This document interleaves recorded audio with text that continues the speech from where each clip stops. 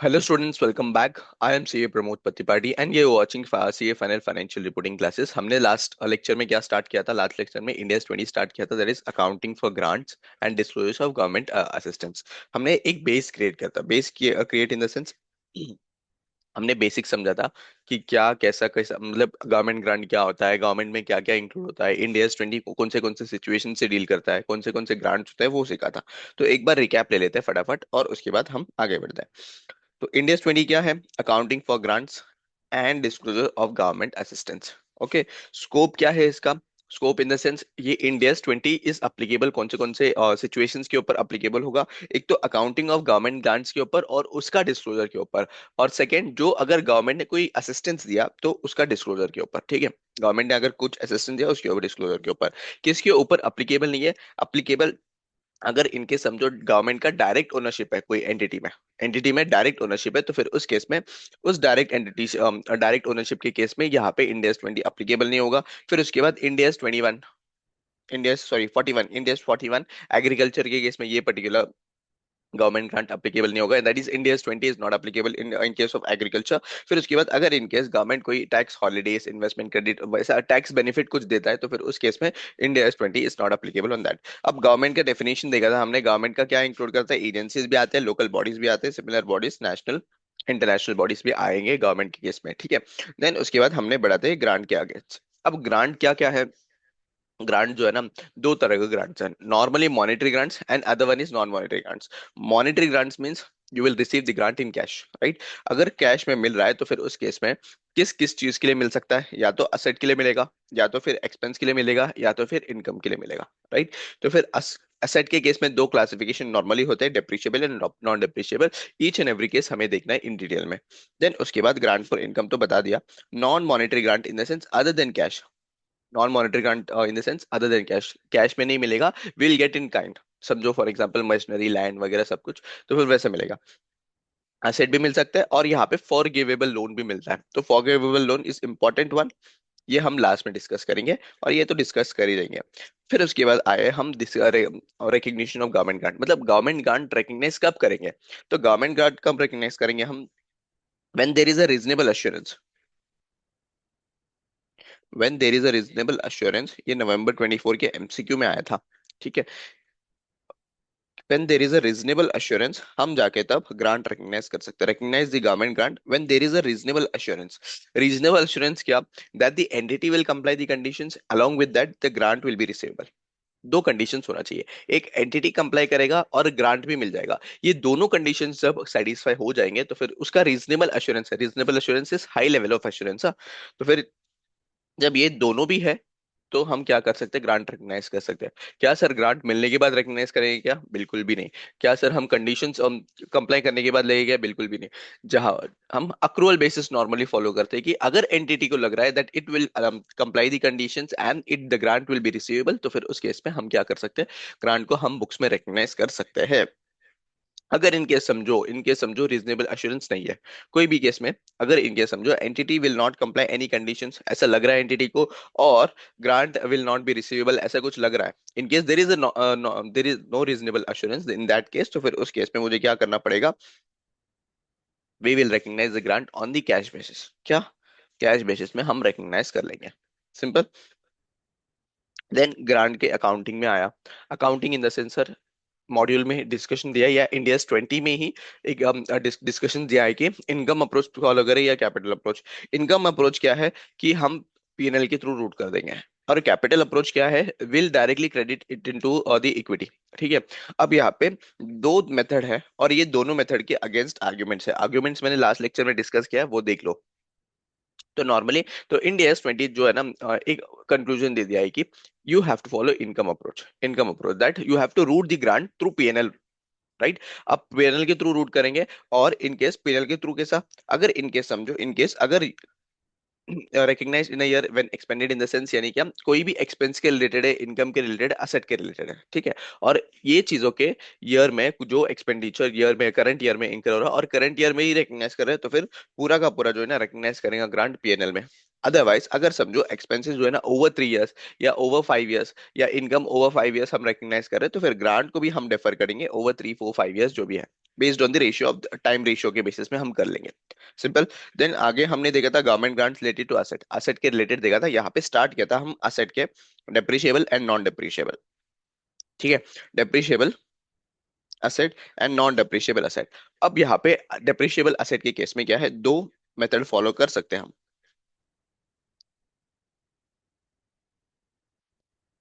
Asset reduction method, second one is amortisation method, या हम प्यार से इसको deferred grant method, grant method भी बोल दो चलो। ठीक है, यानी क्या, यहाँ पे डेफर्ड ग्रांट अकाउंट में ट्रांसफर करते हैं। तो फर्स्ट हम चालू करते हैं एक एग्जांपल के साथ।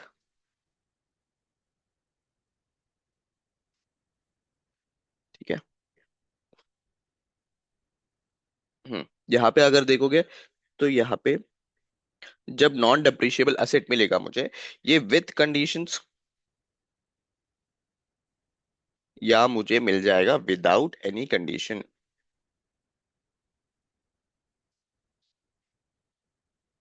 With condition and without any condition यानी क्या, अगर मुझे कोई भी नॉन नॉन डेप्रिशिएबल असेट मिल रहा है, समझो लैंड, और लैंड मिल रहा है with conditions in the sense, समझो लैंड मिल रहा है और लैंड के ऊपर बोल रहे हैं कि तुम्हें फैक्ट्री बनाना पड़ेगा विद इन अ ईयर, ये क्या कंडीशन है। तो विद कंडीशन मिला तो कैसा अकाउंटिंग करेंगे, विदाउट एनी कंडीशन मिला है यानी क्या, सिर्फ लैंड दे दिया मुझे, मुझे लैंड दे दिया और बोला कि कभी भी डेवलप कर लो, ये हमें समझने सिर्फ तुम्हें लैंड मिल रहा है ऐसा है गवर्नमेंट की तरफ से, तो फिर उस केस में कोई भी कंडीशन है तो फिर उस केस में अकाउंटिंग कैसे करेंगे वो देखेंगे। चलो, सबसे पहले हम स्टार्ट करते हैं असेट रिडक्शन मेथड। किसके केस में, डेप्रीशिएबल असेट के केस में। अब यहाँ पे असेट रिडक्शन मेथड क्या नहीं क्या है सर। हम्म समझो ये मेरा एंटिटी है, ये है पीपी लिमिटेड। ठीक है, ये मेरा एंटिटी है। अब ये एंटिटी जो है ना, क्या है, आंध्र प्रदेश के, हम जो है ना महाराष्ट्र लेते हैं, महाराष्ट्र, महाराष्ट्र के बैकवर्ड एरियाज में कुछ अच्छा काम कर रहा है, यानी क्या, फैक्ट्री बिल्ड कर रहा है। ठीक है, फैक्ट्री बिल्डिंग बना रहा है। अब ये फैक्ट्री बिल्डिंग बनाने, यहाँ पे समझो इसका टोटल कॉस्ट है, इसका कॉस्ट है ₹50 लैक्स। ठीक है, इसका रुपीज कॉस्ट है ₹50 लैक्स। अब जो 50 लैक्स है, तो फिर गवर्नमेंट जो है ना ग्रांट दे रहा है, government is providing grant, government grant दे रहा है कितना, ₹20 लैक्स। क्यों, क्योंकि उनका जो कंडीशंस है, उनका कंडीशन है क्या है, if you make any factory buildings और create any employment in backward areas, तो फिर उस केस में तुम्हें क्या मिलेगा, ग्रांट मिलेगा। मतलब इन जनरल बोल रहा हूँ, हाइपोथेटिकल एग्जांपल है, अब मुझे पता नहीं क्या है कैसा है, बट सिंपल है कि एक एग्जांपल लिया मैंने। अब एग्जांपल में क्या है कि गवर्नमेंट ने जो है ना वो ग्रांट दे रहा है, क्यों, अगर फैक्ट्री बना रहे हो बैकवर्ड एरियाज में महाराष्ट्र के। ठीक है, और फैक्ट्री का कॉस्ट कितना है, 50 लैक्स, और ग्रांट मिलेगा मुझे 20 लैक्स। तो हम असेट रिडक्शन मेथड में क्या करेंगे, what will do in asset reduction method, asset reduction method में हम क्या करेंगे, यहाँ पे पहले तो हम ग्रांट को रिकग्नाइज करेंगे। जब ग्रांट को रिकग्नाइज करेंगे यानी क्या, यहाँ पे 20 लैक्स मिल जाएगा मुझे, 20 लैक्स मिल जाएगा गवर्नमेंट ग्रांट, ये तो एक्सपेंसेस का हमने रिकग्नाइज कर दिया बुक्स में ऑलरेडी। लेकिन ग्रांट का मिलेगा भैया, ग्रांट मिलेगा, तो ग्रांट जब मिलेगा बताओ मुझे एंट्री क्या होगा नॉर्मली, बताओ। Bank account debit card. Bank account debit होगा, ओके, बैंक अकाउंट में पैसा आ जाएगा, ग्रांट रिसिप्ट, तो बैंक अकाउंट डेबिट कितना, 20 लैक्स, बरोबर, to government grant 20 lakhs. Simple, यहाँ तक सिंपल, कोई भी डाउट, बिल्कुल भी नहीं, क्योंकि यहाँ पे डाउट आने का कोई ये ही नहीं बनता है। स्कोप ही नहीं है। इतना सिंपल है, बैंक टू गवर्नमेंट ग्रांट। ठीक है। देन नेक्स्ट थिंग, अब ये जो गवर्नमेंट ग्रांट है, एसेट रिडक्शन मेथड में हम क्या करेंगे, यहाँ पे मेरा फैक्ट्री का बिल्डिंग का कॉस्ट कितना है, 50 lakhs है, राइट, 50 lakhs है। तो ये 50 lakhs में से ये 20 lakhs को लेस कर दूंगा। जब ये 50 lakhs से 20 lakhs लेस कर दूंगा तो फिर यहाँ पे क्या है, इसको इसी को बोलते हैं एसेट रिडक्शन मेथड। यानी क्या, यहाँ पे मैं करूंगा government grant account debit 20,000 to factory building account. यहाँ पे being grant,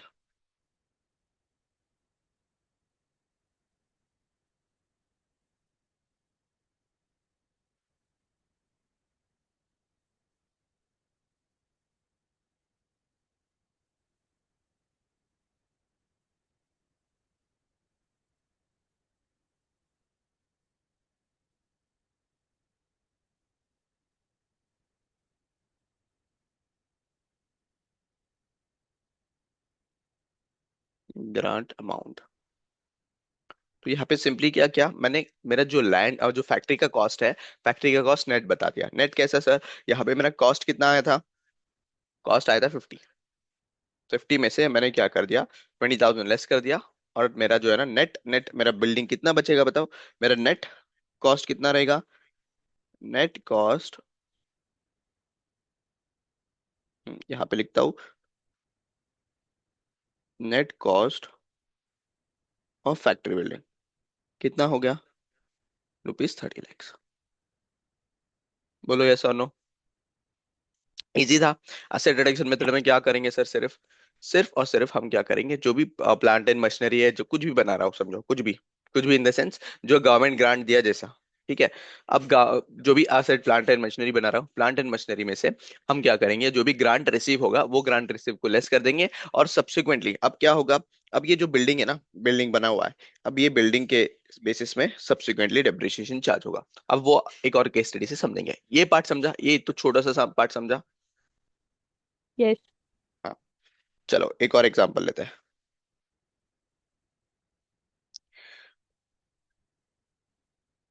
purchased machinery for ₹5 lakh. ठीक है।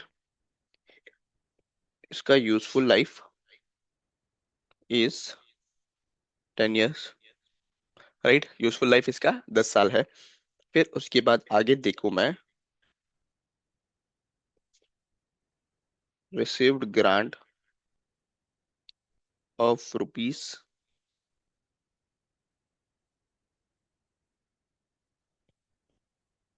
थर्ड ईयर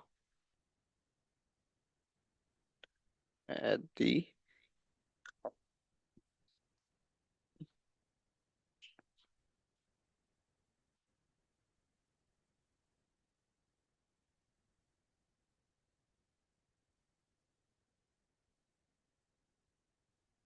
ठीक है।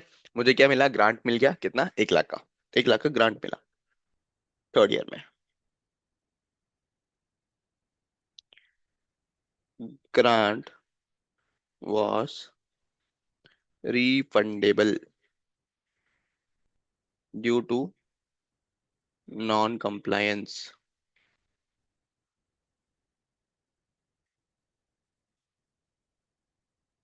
Of conditions. कितना है ये, जो भी ग्रांट मिला,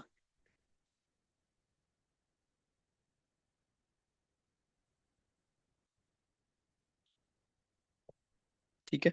ये एक बार एग्जांपल देख लो, क्या है एग्जांपल। मशीनरी परचेस किया, कितना, 5 लाख का, 5 लाख का मशीनरी परचेस किया, उसका यूजफुल लाइफ है 10 years। ठीक है। अब ग्रांट रिसीव हो गया, receive grant in beginning of the year, beginning of the year यानी क्या, 2 साल हो गए मेरा, 2 साल हो गया। और थर्ड ईयर के स्टार्टिंग में मुझे ग्रांट मिला है 1 लाख का। कुल। अब क्या होगा, ग्रांट वॉज रिफंडेबल, चल रहा था, सही चल रहा था, ग्रांट को रिकग्नाइज कर लिया मैंने। अब ग्रांट जो है ना वो रिफंडेबल हो गया due to non compliance of the condition at the year end. यहाँ पे ईयर एंड है, year end of fourth year, fourth year के ईयर एंड में मुझे क्या करना पड़ा, रिफंड करना पड़ा। ठीक है, यहाँ पे तीन चीज कवर हो गया। सबसे पहले रिकग्निशन ऑफ ग्रांट, सबसे पहले क्या होगा, रिकग्निशन ऑफ ग्रांट। सेकंड क्या है, computation of subsequent depreciation after recognition of grant. And third, refund of grant. ठीक है, ये तीनों चीज एक ही एग्जांपल में देख लेते हैं। सबसे पहले हम देखते हैं रिकग्निशन ऑफ ग्रांट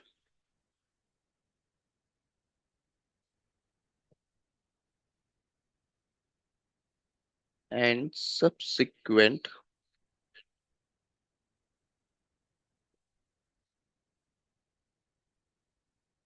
डेप्रिसिएशन। चलो, परचेज कब किया था, परचेज मशीनरी, परचेज्ड मशीनरी कितना, 5 lakhs। ठीक है और इसका यूजफुल लाइफ वॉज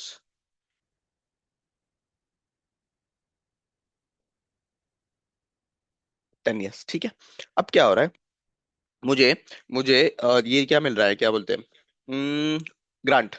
ग्रांट कब मिल रहा है, year sorry beginning of the year of third year के बिगनिंग में मिल रहा है। तो थर्ड ईयर के बिगनिंग इन द सेंस मुझे पहले कैरिंग अमाउंट निकालना पड़ेगा मशीनरी का, 2 साल का। 2 साल तक तो मेरे पास क्या गवर्नमेंट ग्रांट नहीं था ना, अब मुझे कैरिंग अकाउंट अमाउंट निकालना पड़ेगा। तो कितना आएगा बताओ कैलकुलेट करके।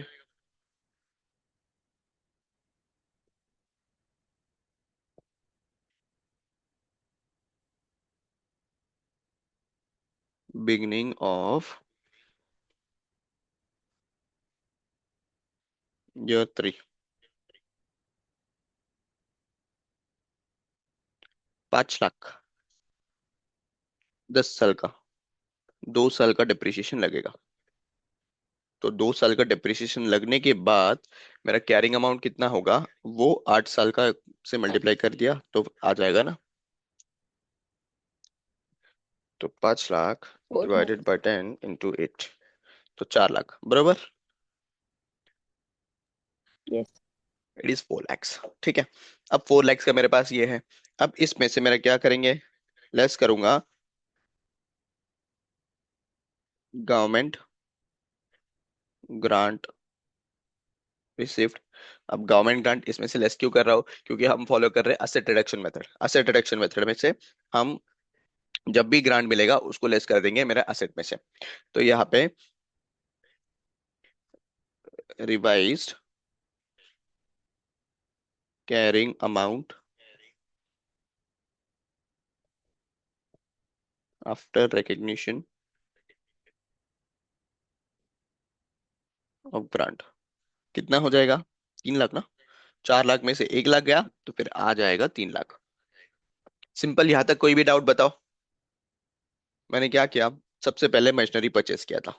ठीक है, सेकंड उसका यूजफुल लाइफ लगा के मैंने क्या किया, डेप्रिसिएशन निकाल लिया। डेप्रिसिएशन नहीं निकला, कैरिंग अमाउंट निकला, डेप्रिसिएशन इनबिल्ट कंप्यूटेड है। फिर उसके बाद मैंने गवर्नमेंट ग्रांट लेस कर दिया। ठीक है, गवर्नमेंट ग्रांट लेस कर दिया तो फिर मुझे क्या मिल गया, मुझे यहाँ पे मिल गया revised carrying amount after recognition of grant. Revised carrying amount after recognition of grant. ठीक है, अब यहाँ पे डेप्रिसिएशन क्या होगा सर, डेप्रिसिएशन जो रिवाइज्ड जो मेरा अमाउंट है, कैरिंग अमाउंट है, उसके बेसिस में लगेगा। तो यहाँ पे डेप्रिसिएशन कैसा आएगा, डेप्रिसिएशन विल बी 3 lakhs।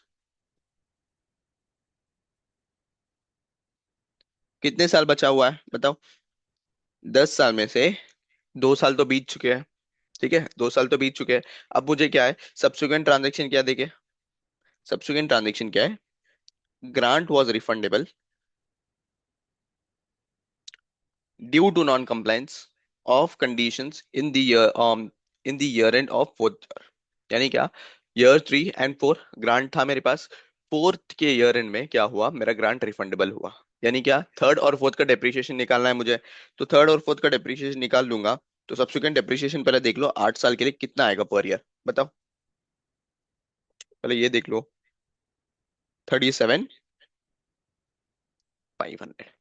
क्या यहाँ तक क्लियर है क्या बताओ, यहाँ तक सिंपल होना Yes. चाहिए बहुत, हम कैलकुलेशन पार्टी किया और कुछ नहीं किया यहाँ पे।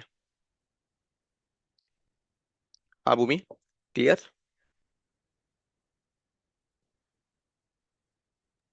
Yes, sir. अब आगे देखिए, आगे क्या देखेंगे सर? देखो, ईयर एंड के थर्ड ईयर में मुझे क्या मिला? बिगिनिंग ऑफ द ईयर में मुझे ग्रांट मिला। मैंने ग्रांट रिकग्नाइज कर लिया 1 लाख का। 1 लाख का ग्रांट रिकग्नाइज कर दिया। बहुत सही चल रहा था। फिर उसके बाद कुछ तो नॉन कंप्लायंस हुआ मेरे से। और फोर्थ ईयर में मेरा क्या हुआ? ग्रांट रिफंड करना पड़ा। तो फिर मुझे यहाँ पे पहले तो कैरिंग अमाउंट निकालना पड़ेगा। फर्स्ट थिंग, मुझे कैरिंग अमाउंट निकालना पड़ेगा। तो कैरिंग अमाउंट कैसे निकलूंगा? डेप्रिसिएशन चार्ज करके। क्या मेरे पास डेप्रिसिएशन है क्या? यस। कितने साल का डेप्रिसिएशन चार्ज करूंगा? 2 साल का। क्यों? Beginning of the year third year में मिला था, तो फिर तीसरा ईयर का, थर्ड ईयर का एंड फोर्थ ईयर का 2 साल का मुझे डेप्रिसिएशन निकालना पड़ेगा। तो बताओ, कैरिंग अमाउंट कितना होगा? Carrying amount at the end of fourth year. तो पहले कितना था? 3 lakh.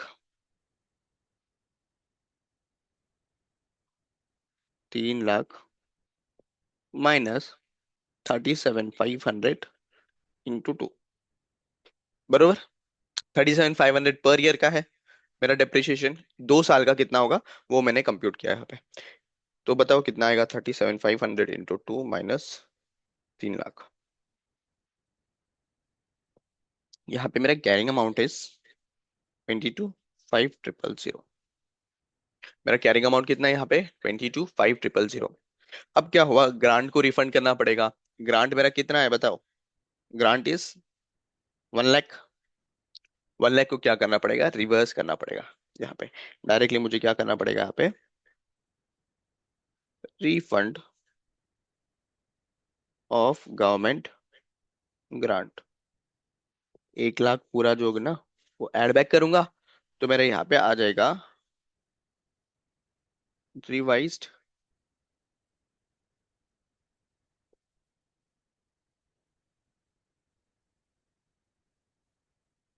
Carrying amount, that is 7 + 8, 3,25,000। और यहाँ पे डेप्रीशिएशन क्या है? रिवाइज्ड कैरिंग के बेसिस पे मेरा डेप्रीशिएशन कंप्लीट होगा 3,05,000। कितने साल बचे हैं बताओ? कितने साल बचे हैं? तो 10 साल में से मेरा दो दो निकल गया, चार चार निकल गया, तो फिर 6 ईयर्स बचे हुए हैं। तो 6 ईयर्स के हिसाब से मैं डेप्रिसिएशन कंप्यूट करो। 3,25,000 डिवाइडेड बाई 6। तो ये आ जाएगा 54167। समझा क्या क्या? एक बार देख लो, ये सोल्यूशन देख लो एक बार। और कुछ डाउट आए तो पूछ लो। फिर से एक बार रिवाइज भी करवा देता हूँ मैं। अगर तुम मेन हेडर देखोगे ना, main header, this one is important.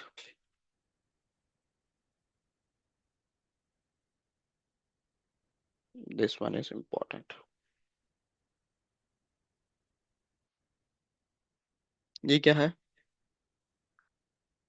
ये है receipt of grant and this one is refund of grant.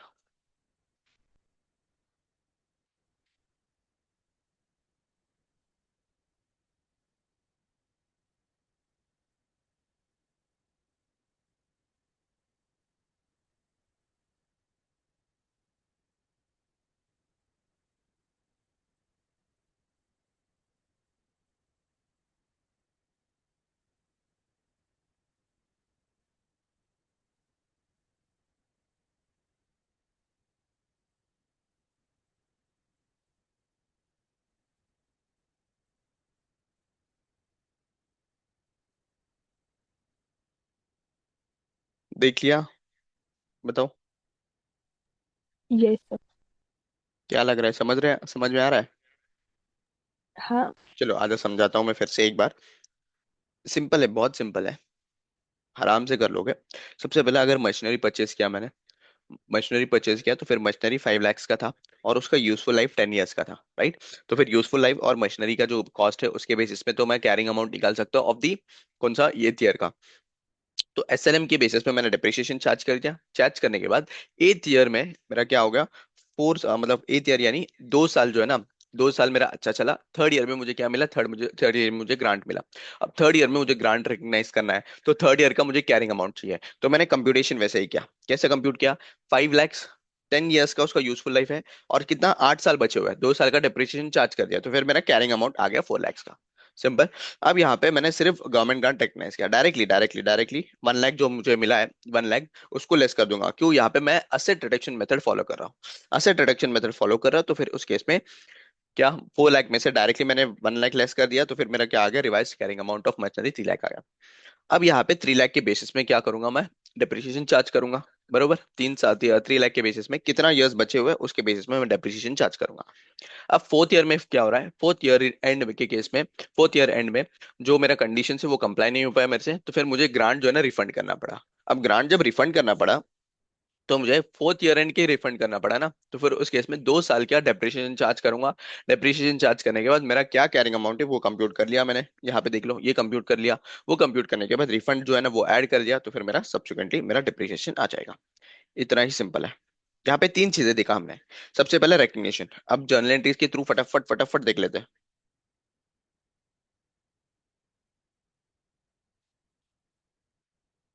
ठीक है, सबसे पहला मैंने ग्रांट रिकग्नाइज किया, तो bank account debit to government grant, कितना, 1 लाख और 1 लाख। बाकी का तो accounting entries I hope so तुम्हें आता है, परचेज मशीनरी परचेज करने का, डेप्रिसिएशन चार्ज करने का, वो तो आता ही होगा। सेकंड, गवर्नमेंट ग्रांट को मुझे क्या करना होगा, टू मशीनरी में ट्रांसफर करना होगा, 1 लाख एंड 1 लाख। यहाँ पे एंट्री का लॉजिक क्या है सर? सिंपल है यार, मेरे ग्रांट को रिकग्नाइज कर रहा हूँ, मतलब ग्रांट को मुझे असेट से रिड्यूस करना है। असेट का अगर वैल्यू कम होगा, असेट का बैलेंस कम कर रहे हैं, तो हम उसको क्रेडिट करते हैं नॉर्मली, राइट। असेट को अगर बैलेंस कम करना होगा, क्रेडिट करेंगे, तो फिर उसके लिए मशीनरी क्रेडिट करेंगे, और मेरा गवर्नमेंट ग्रांट को ऊपर रिकग्नाइज कर लेंगे। ठीक है, ये बेसिक नॉलेज दिया, बेसिक ये लॉजिक दिया। अगर तुम अकाउंटिंग इसके रूल्स जो है ना, गोल्डन रूल्स, उसके हिसाब से भी कर सकते हो। ये कर लिया। ठीक है, गवर्नमेंट ग्रांट टू मशीनरी ये हो गया। फिर 2 साल मेरा डिप्रिसिएशन चार्ज हो गया based on revised, revised computation, right. Revised computation in the sense, revised asset के कैरिंग अमाउंट के बेसिस में हमने डिप्रिसिएशन कंप्यूट कर लिया। उसके बाद क्या हो गया, रिफंड आ गया। अब रिफंड हो गया, तो फिर रिफंड के केस में हम कैसे करेंगे, मशीनरी का बैलेंस बढ़ा देंगे, मशीनरी अकाउंट डेबिट टू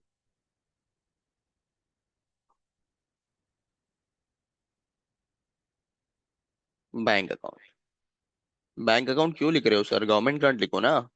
हम गवर्नमेंट ग्रांट को रिकग्नाइज नहीं कर रहे हैं। अगर यहाँ पे देखोगे ना, तो गवर्नमेंट ग्रांट निकल गया, राइट। अब जो भी ट्रांजैक्शन होगा प्लांट एंड मशीनरी के ऊपर, सॉरी, मशीनरी और बैंक के बीच में होगा, तो फिर मशीनरी को बैलेंस बढ़ाना पड़ेगा, और बैंक के थ्रू मुझे रिफंड ऑफ ग्रांट देना पड़ेगा, तो फिर उसके लिए बैंक को क्रेडिट कर रहा हूँ। यहाँ पे ये गवर्नमेंट ग्रांट का ये रिफंड है, बस, बीइंग गवर्नमेंट ग्रांट रिफंडेड। ठीक है, बस ये 3 एंट्री तुम्हें याद रखना है। देख लो एंट्रीज, समझा एंट्रीज? एंट्रीज में कोई डाउट है तो पूछ लो।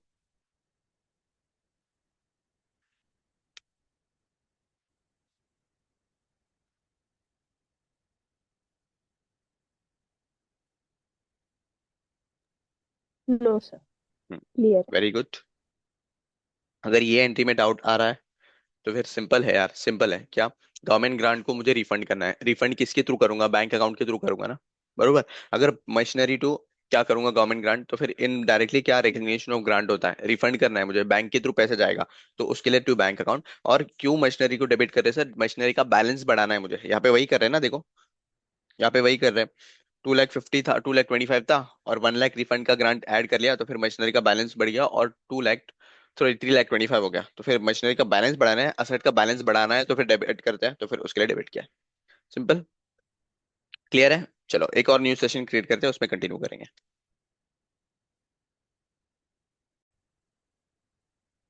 ठीक है, चलो।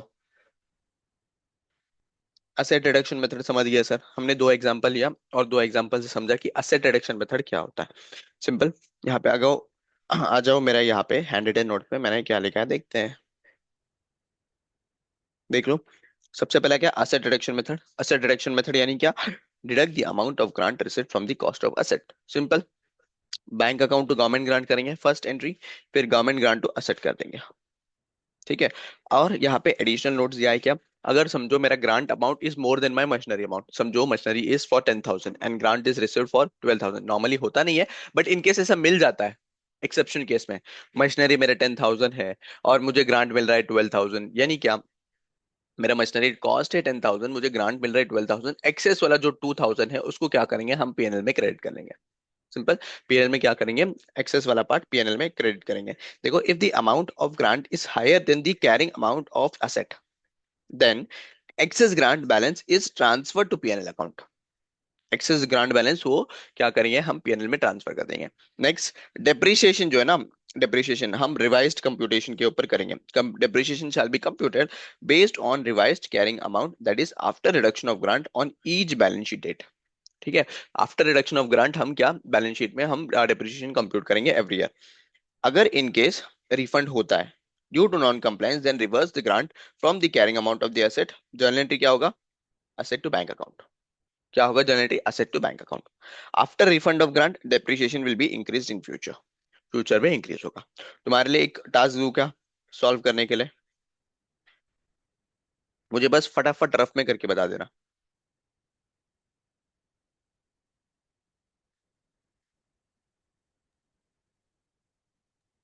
Okay.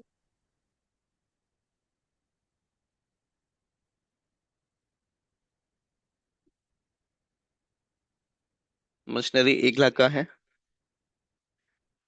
Then useful life is for 3 years,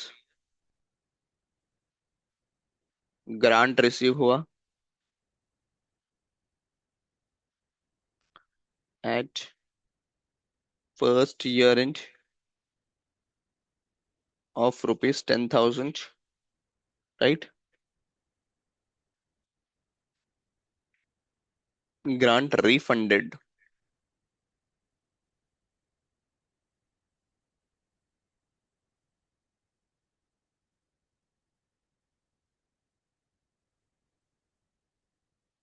the beginning of the year 3। ठीक है, फटाफट रफ में करके बताना। मुझे 3 चीज चाहिए होगा। ठीक है। कैरिंग अमाउंट ऑफ, जब जब ग्रांट रिकग्नाइज कर रहे कैरिंग अमाउंट, उसका subsequent depreciation, and third refund होने के बाद मेरा सब्सिक्वेंट डेप्रिसिएशन क्या होगा।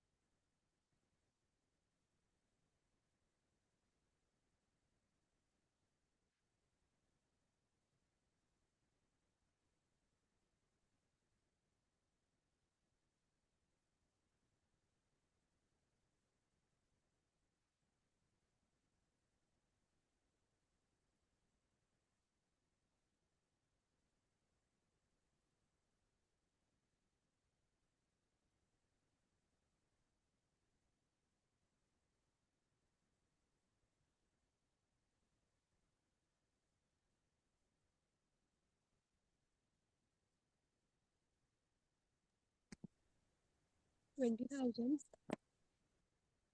क्या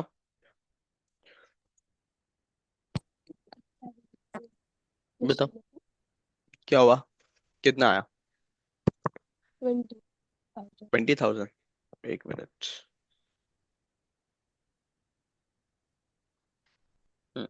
क्या 20,000 subsequent after recognition of grant? अच्छा, पहले मैं सॉल्व कर लेता नहीं हूँ और आफ्टर. देख लेना करेक्ट आया कि नहीं। ठीक है। तो machinery was rupees 1 lakh. Second, इसका यूजफुल लाइफ देख लूँ मैं, तो 3 इयर्स का था। 3 इयर्स के हिसाब से सॉल्व कर लिया क्या? थर्ड, इसका कैरिंग अमाउंट आ जाएगा, 4 इयर्स करना चाहिए था ना मुझे। कैरिंग अमाउंट कितना फर्स्ट ईयर के एंड में निकालना पड़ेगा? Carrying amount at year and 1। तो कितना ईयर एंड 1 में? 1 लाख डिवाइडेड बाई 3। 2 साल बचे हैं ना कैरिंग अमाउंट के लिए, तो फिर यहाँ पे 10 लैक्स, सॉरी 1 लाख, 1 लाख इंटू 2, ये आ जाएगा 66667। बरोबर। इसमें से मैं क्या करूंगा, गवर्नमेंट ग्रांट लेस कर दूंगा। कितना गवर्नमेंट ग्रांट है मेरा? 10,000। 10,000 लेस कर दूंगा, तो मेरा यहाँ पे रिवाइज्ड कैरिंग अमाउंट आएगा। रिवाइज्ड कैरिंग अमाउंट कितना आएगा यहाँ पे? 56,667 मिलेगा। बरोबर। अब यहाँ पे डेप्रिसिएशन सब्सिक्वेंटली कितना कंप्यूट होगा? 56,667 डिवाइडेड बाई 2। सिंपल है, -10,000 डिवाइडेड बाई 2 कर दूंगा, तो फिर यहाँ पे 28,333 का डेप्रिसिएशन आएगा। बरोबर। करेक्ट आया ये 28,333।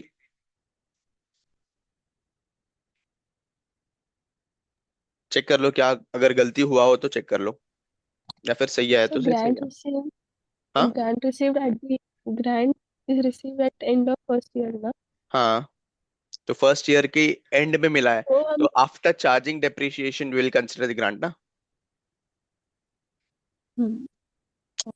फर्स्ट यहाँ पे सच्चा है तो ऐसे कर लो, हम्म. ग्रांट रिसीव्ड, ऐसे कंफ्यूजन हो रहा है ना। Grant received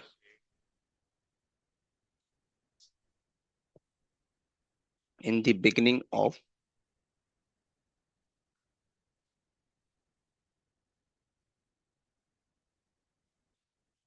year two, beginning of the year two, यानी फर्स्ट ईयर का डिप्रिसिएशन चार्ज कर दिया। चार्ज करने के बाद मेरा यहाँ पे कैरिंग अमाउंट कितना आया?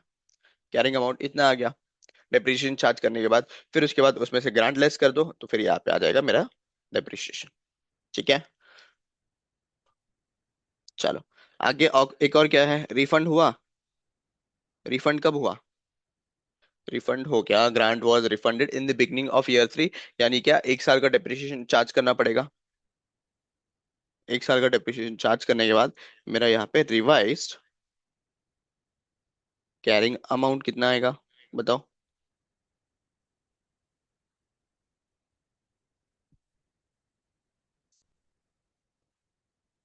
5666, अच्छा इतना ही आएगा ना। 28,333, इसमें से लेस करने की बात, तो रिफंड ऑफ ग्रांट कितना? 10,000 का रिफंड ऑफ ग्रांट कर दूंगा, तो मेरा यहाँ पे रिवाइज्ड कैरिंग अमाउंट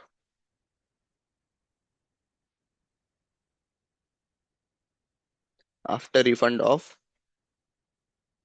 ग्रांट कितना हो जाएगा?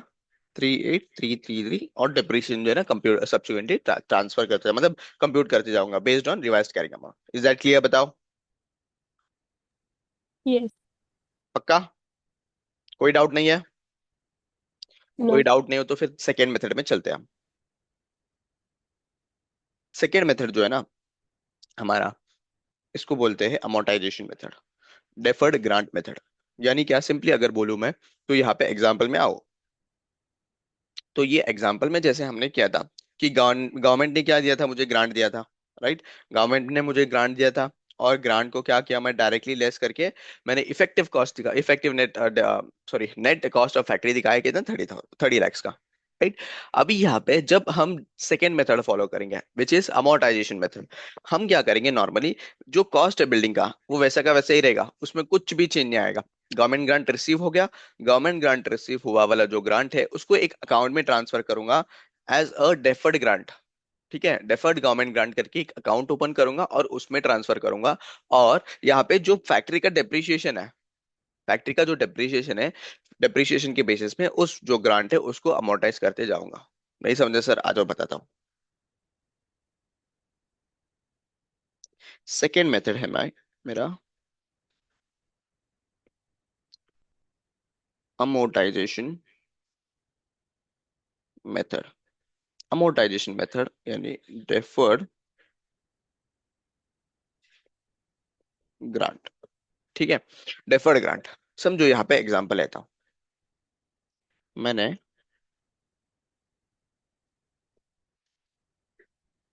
Factory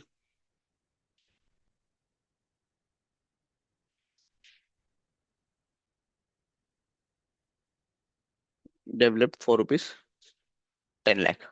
cool. फिर उसके बाद गवर्नमेंट ग्रांट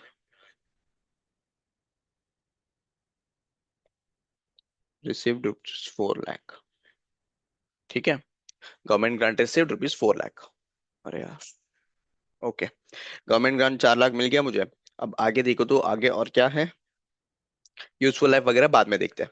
ठीक है, सबसे पहले यहाँ पे इतना समझ लो, जब मैंने यहाँ पे फैक्ट्री बिल्डिंग असेट में क्या करते थे, असेट रिडक्शन मेथड में, असेट रिडक्शन मेथड में इसको इससे लेस कर देंगे। राइट। और मेरा जो नेट कॉस्ट है रुपीज 6 लाख का, 6 लाख का कॉस्ट बता देते हैं और 6 लाख के ऊपर यहाँ पे डेप्रिसिएशन कंप्यूट होता था। Right. Based on the useful life की बेसिस में कर देते हैं। हम यहाँ पे अमोर्टाइजेशन मेथड में क्या करेंगे, यहाँ पे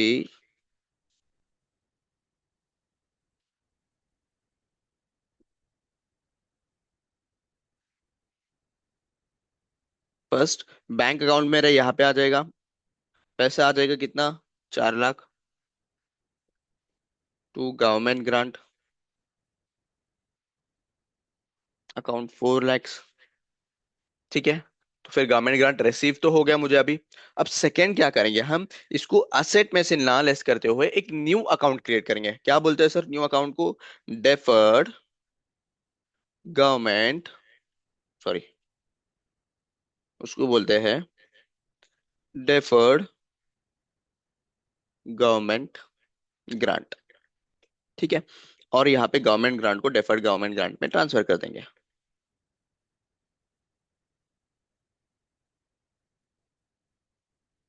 कितना, 4 लाख और 4 लाख। ठीक है, 4 लाख और 4 लाख। क्या सर यहाँ पे असेट के इसमें कुछ चेंज आएगा क्या? बिल्कुल भी नहीं, असेट के चाहिए इसमें कुछ चेंज नहीं आएगा। असेट का जो कॉस्ट था 10 lakhs, वही का वही सेम रहेगा। बस यहाँ पे एक new account that is deferred grant, government grant नहीं करूंगा। अब ये deferred grant government grant is like a liability, अपने लिए लाइबिलिटी जैसा है। 4 लाख जो है मेरे ऊपर लाइबिलिटी है, और ये लाइबिलिटी को मुझे अमोर्टाइज करना है in the PNL during the years, amortise करना है। अब अमोर्टाइज कैसे करूंगा सर, अमोर्टाइज कैसे करूंगा, ईयर एंड में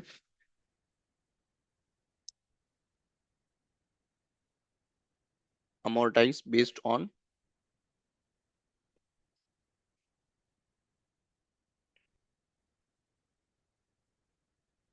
depreciation method। यानी समझा नहीं सर? यानी क्या, हम डेप्रिसिएशन में नॉर्मली क्या करते हैं, दो मेथड फॉलो करते हैं। राइट।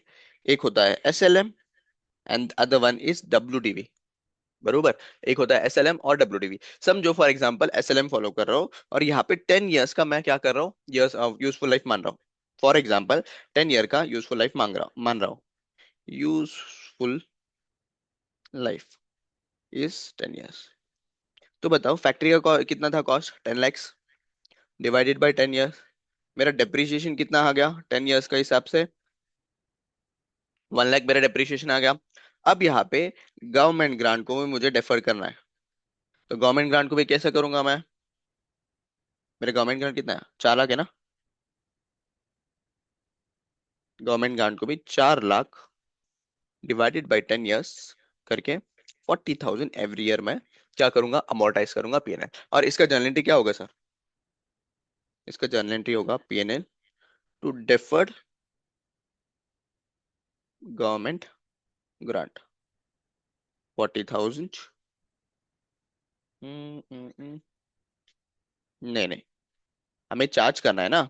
मुझे क्या करना है यहाँ पे से, गवर्नमेंट ग्रांट से मुझे निकाल के मुझे पीएनएल में ट्रांसफर करना है, तो फिर डेफर्ड ग्रांट अकाउंट आएगा। मुझे लाइबिलिटी कम करना है ना, तो deferred grant account debit to PNL. कितना? 40,000 और 40,000। ठीक है। नेक्स्ट थिंग, बस सुनते जाओ, मैं समझाऊंगा, फिर से सुनते जाओ। अगर समझो मैं डब्ल्यूडीवी के बेसिस में करता हूँ, तो डब्ल्यूडीवी के बेसिस में करूंगा तो यानी क्या सर, मैं परसेंटेज के बेसिस में करूंगा। समझो फॉर एग्जांपल 10%। ठीक है। अब फैक्ट्री का बिल्डिंग के ऊपर डेप्रिसिएशन कैसा निकलूंगा, फैक्ट्री के बेसिस में यहाँ पे 10 lakhs इंटू 10% के बेसिस में निकालता जाऊंगा, तो यहाँ पे 1 लाख आएगा। सेकेंड ईयर में क्या आएगा? सेकेंड ईयर में जो रिड्यूस्ड बैलेंस है, यानी क्या, सेकेंड ईयर में मेरा 9 lakhs इंटू 10%, 90,000 ऐसा होगा ना। तो गवर्नमेंट ग्रांट को भी हम क्या करेंगे, 4 lakhs इंटू 10%, 40,000। फिर उसके बाद कितना, 3,60,000 बचेगा उसका बैलेंस, इंटू 10% करूंगा तो 36। तो जो मेथड ऑफ डेप्रिसिएशन फॉलो करेंगे हम, उसी मेथड के बेसिस पे हम क्या करेंगे, गवर्नमेंट ग्रांट को अमोर्टाइज करेंगे। अब अमोर्टाइजेशन कैसे करेंगे, deferred grant to PNL 36,000। First year का कर देना, फर्स्ट ईयर का 40,000 एंड 40,000। इसको हम बोलते हैं deferred grant method, sorry deferred method, amortisation method. Amortisation method में हम क्या करेंगे, अभी आ जाओ एक बार फिर से समझते हैं नॉर्मली, एक बार फिर से रिवाइज कर लेते हैं, तो फिर अभी समझ में आ जाएगा मेरे हिसाब से।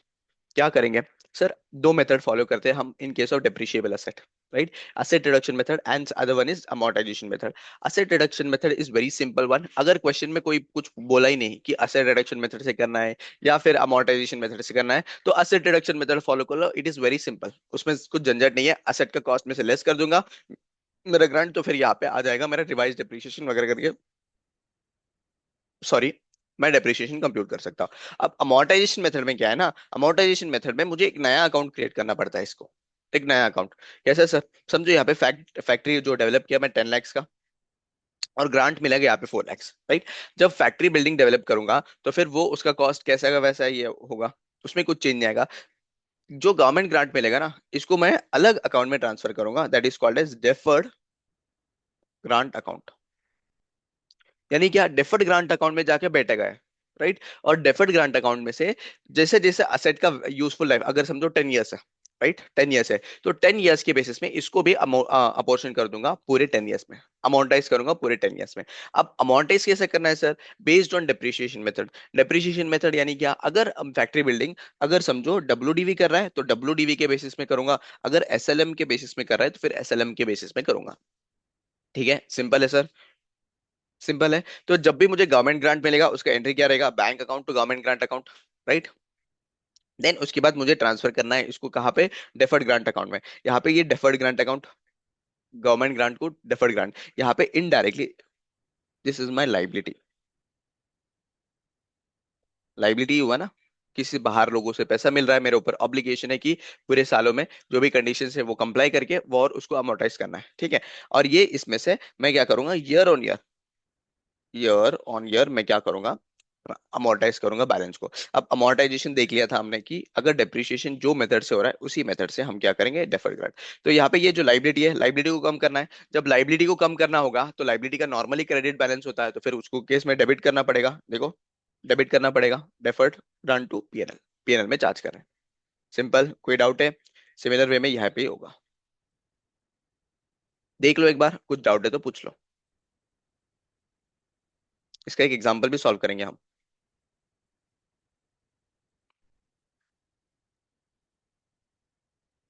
अभी तक हमने क्वेश्चन स्टार्ट नहीं किया है, क्वेश्चंस भी स्टार्ट कर लेंगे मॉड्यूल के। Clear. क्लियर? पक्का? चलो एक क्वेश्चन Yes. सॉल्व करते हैं।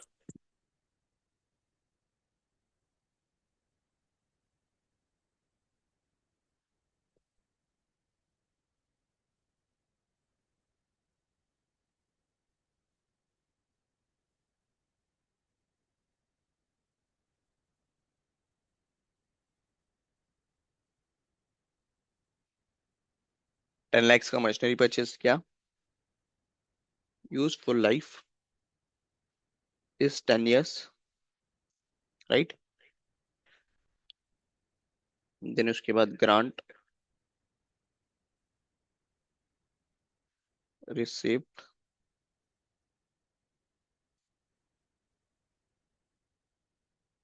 स्टार्ट में ही ग्रांट मिला समझो 5 lakhs का।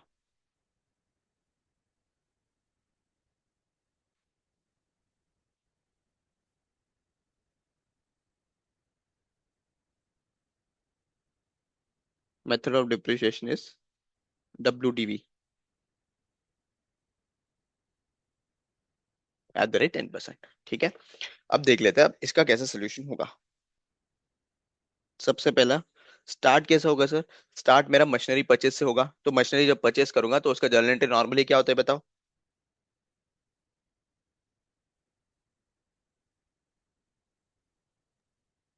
Machinery to bank. Simple.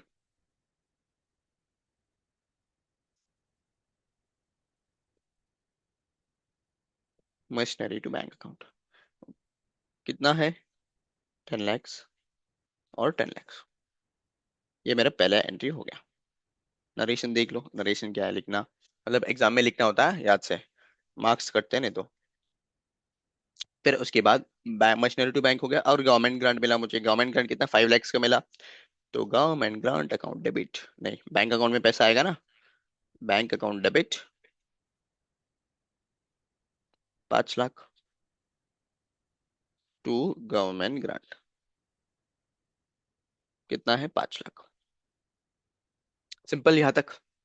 This is very simple sir. अब क्या है, हम मेथड फॉलो कर रहे हैं अमोर्टाइजेशन मेथड। जब अमोर्टाइजेशन मेथड फॉलो करते हैं तो फिर हम लोग न्यू अकाउंट निकालते हैं, दैट इज डेफर्ड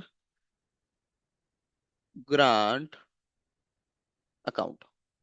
कितना? 5 lakhs टू, सॉरी, हर बार लाइबिलिटी क्रिएट करना होता है ना, government grant account debit to deferred grant account. Deferred grant कितना? 5 lakhs है और 5 lakhs है। ये इसका प्रेजेंटेशन कैसे होगा डेफर्ड ग्रांट का? This is my liability, liability में जो करंट है नॉन करंट है इसके बेसिस में होगा। अगर विद इन ईयर है तो करंट में होगा। और यहाँ पे कितने साल है? 5 साल है, तो यहाँ पे कहाँ पे प्रेजेंट होगा? ये प्रेजेंटेशन इसका होगा डेफर्ड ग्रांट का नॉन करंट लाइबिलिटी में, बैलेंस शीट में नॉन करंट लाइबिलिटी में इसका प्रेजेंटेशन हम कर सकते हैं। सिंपल, समझा यहाँ तक? बोलो। Yes, sir. देन उसके बाद अब देखेंगे हम फोर्थ ईयर में, फोर्थ ईयर में नहीं, फोर्थ एंट्री देखेंगे। अब ईयर एंड में पहुंच गया मैं। ईयर एंड में पहुंचने के बाद मुझे क्या हुआ, मुझे ये मशीनरी के ऊपर डेप्रिसिएशन चार्ज करना है WDB के बेस में। कितना? 10% के बेसिस में ही करेंगे। यहाँ पे यूजफुल लाइफ भी दिया हो, गलती से SLM मत करना, नीचे देख लेना।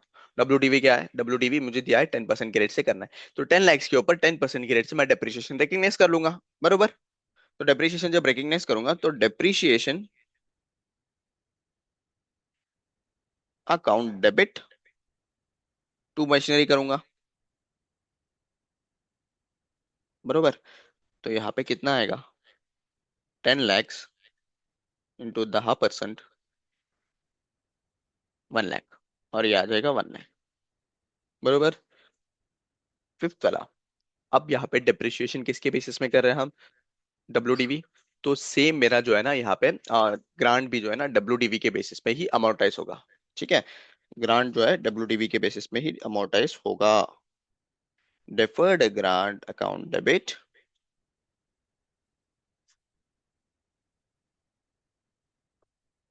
To PNL account.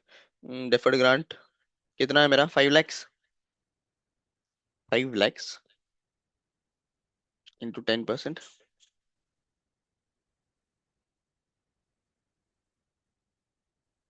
50,000 यानी 50,000 बीइंग जो भी देख लेना। ठीक है, ये फर्स्ट ईयर में हुआ, राइट। अब सेकेंड ईयर में बाकी का तो सेम एंट्रीज रहेगी, बाकी का डिप्रिशिएशन वाला पार्ट वो तो सेम एंट्रीज होगा, बराबर। सेकेंड ईयर में क्या होगा? सेकेंड ईयर में सेम, सेकेंड ईयर में सम समझो डेफर्ड ग्रांट। अब बैलेंस डेफर्ड ग्रांट में कितना बचा है?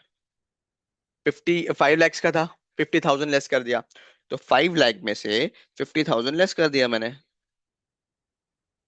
लेस करने के बाद मुझे 10% के हिसाब से करना पड़ेगा, जो हम WDV नॉर्मली करते हैं वैसे ही करना है मुझे। 4,50,000 बचेगा, 4,50,000 के ऊपर 10%, that would be 45,000 to PNL account.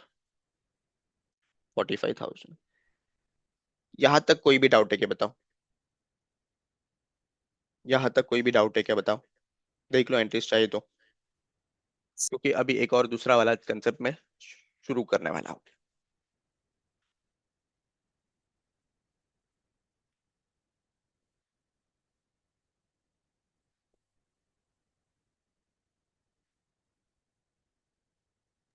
No sir. पक्का? चलो। हाँ। अब क्या हुआ? अब क्या हुआ?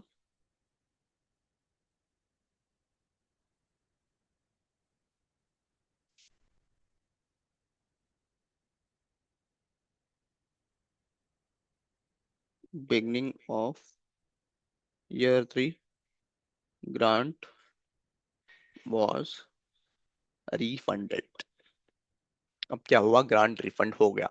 तो ग्रांट रिफंड अगर इनकेस यहाँ पे हो रहा है अमोर्टाइजेशन मेथड में, तो बताओ यहाँ पे मैंने क्या किया? 2 सालों का डेप्रिसिएशन, सॉरी 2 साल का ग्रांट ऑलरेडी अमोर्टाइज कर दिया, बरोबर। मैंने तुम्हें ये लॉजिक समझाया था कि अगर profit and loss particular year का है तो वो उसी ईयर का है, और उस ईयर में जाके तो चेंज नहीं कर सकते हम, बरोबर। यही समझाया था ना, कि यहाँ पे फर्स्ट ईयर और सेकेंड ईयर में मेरा अमोर्टाइजेशन हो गया, तो यहाँ पे PNL को चेंज कर ही नहीं सकते हम। ठीक है, PNL को चेंज कर ही नहीं सकते। तो जब रिफंड हो जाएगा तो हम असेट रिडक्शन मेथड में नॉर्मली क्या करते हैं? डायरेक्टली रिवर्स कर देते हैं। यहाँ पे डायरेक्टली रिवर्स नहीं हो पाएगा, यहाँ पे डायरेक्टली रिवर्स नहीं हो पाएगा। तो यहाँ पे देखना पड़ेगा फर्स्ट पहले मेरा डेफर्ड ग्रांट अकाउंट में कितना है। तो फिर यहाँ पे मुझे देखना पड़ेगा, तो डेफर्ड ग्रांट अकाउंट में कितना बचा हुआ है मेरा। ठीक है, तो मेरा 5 lakhs था, राइट। फर्स्ट ईयर में अमोर्टाइज कितना? 50,000 कर लिया। सेकेंड ईयर में कितना कर लिया? 45,000 अमोर्टाइज कर लिया मैंने। तो कितना बचेगा बताओ?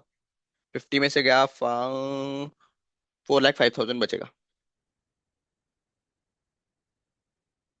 बरोबर। 4,05,000 बचेगा। अब डेफर्ड ग्रांट अकाउंट में, ये बैलेंस शीट में दिख रहा है मेरा, यहाँ पे बैलेंस शीट में दिख रहा है।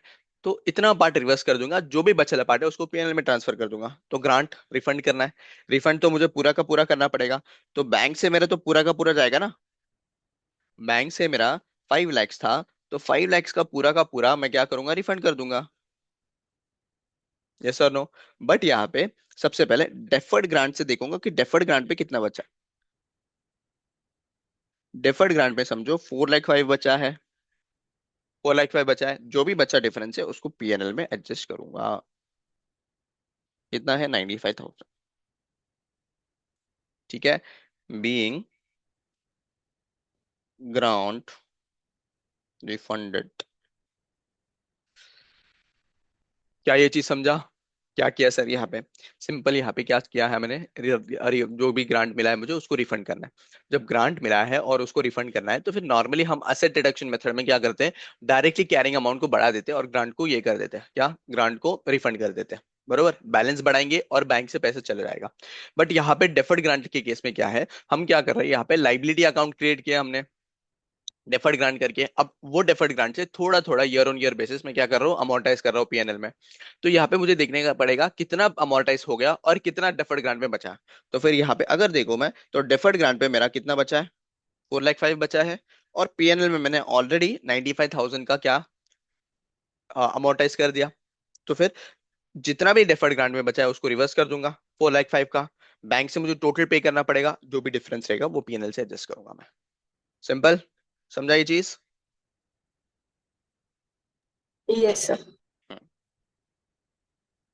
चलो मैं तुम एक एग्जांपल देता हूँ सॉल्व करने, ताकि तुम्हें भी दिमाग में बैठ जाएगा।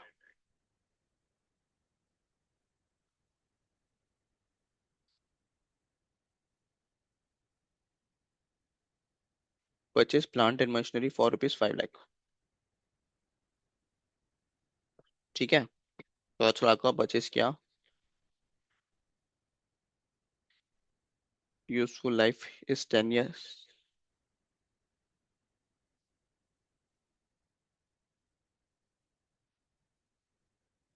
Grant receive 2 lakhs।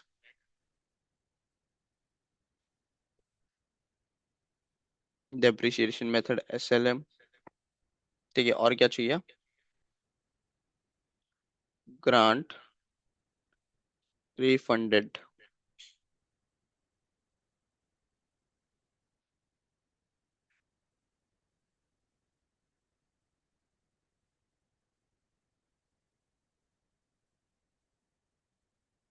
Beginning of year 4।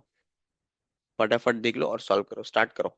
6 minute बचा है, 6 मिनट पूरा तुम्हारे लिए अर्पित करता हूँ, सॉल्व कर लो और मुझे बताओ।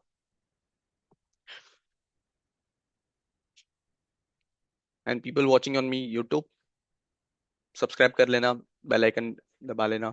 You will get latest notifications of the lecture. पूरा का पूरा FR lectures are free on YouTube along with the concept notes. फिर उसके बाद क्या मिलेगा? क्वेश्चन बैंक मिलेगा, MCQ का कंपाइलेशन ऑलरेडी मेरे टेलीग्राम चैनल में सब कुछ डाला हुआ है। You can join the Telegram channel as well.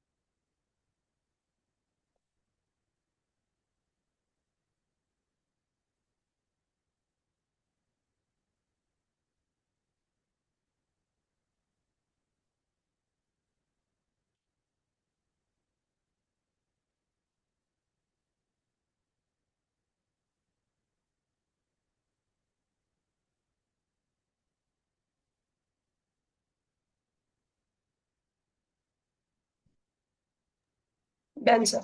Done. मन बस मुझे ये बताना यस। कि रिफंड के केस में डेफर्ड ग्रांट में कितना जाएगा, PNL में कितना जाएगा और बैंक में कितना जाएगा। एक मिनट। हम्म।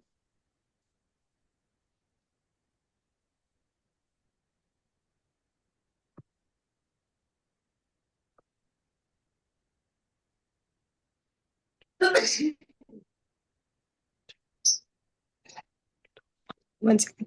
हम्म।